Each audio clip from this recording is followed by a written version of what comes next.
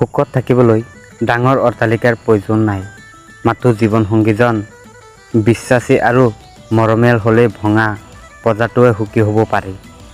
জীৱনত লগ পোৱা বেছিভাগ মানুহেই অস্থায়ী।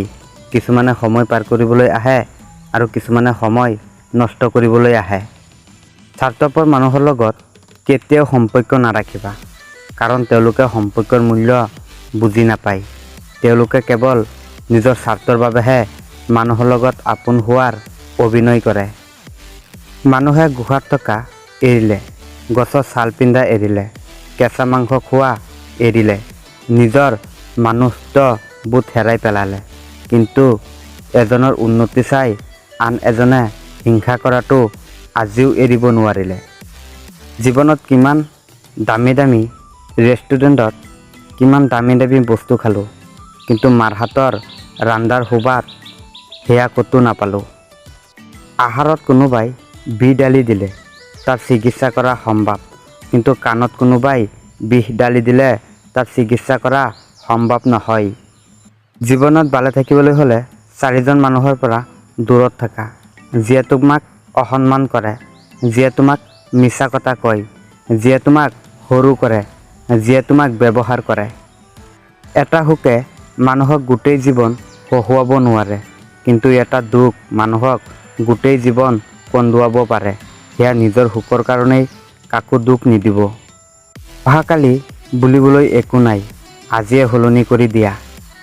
1000 যোগ্য ব্যক্তিৰ মৃত্যুক যিমান ক্ষতি হয়, তাতকৈ বেছি ক্ষতি হয় যেতিয়া কোনো অযোগ্য ব্যক্তি ক্ষমতা পায়। প্ৰয়োজনতকৈ বেছি কিবা পাই গ'লে মানুহে নিজকেই পাহৰি যায়।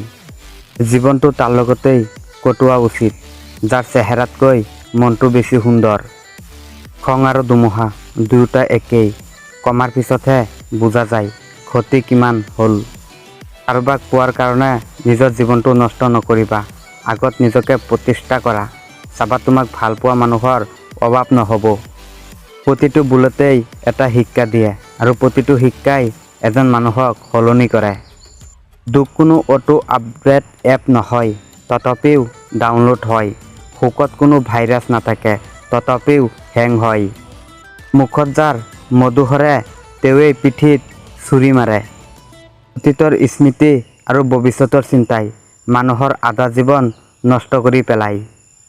অতীতে শিকাই, বৰ্তমানে কন্দুৱাই, আৰু ভৱিষ্যতে সপোন দেখুৱাই। গাখীৰৰ দৈ, ঘি, মাখন সকলোবোৰ এটাৰ পৰাই পোৱা যায়, কিন্তু তথাপি মূল্য চব বিলাকৰ বেলেগ।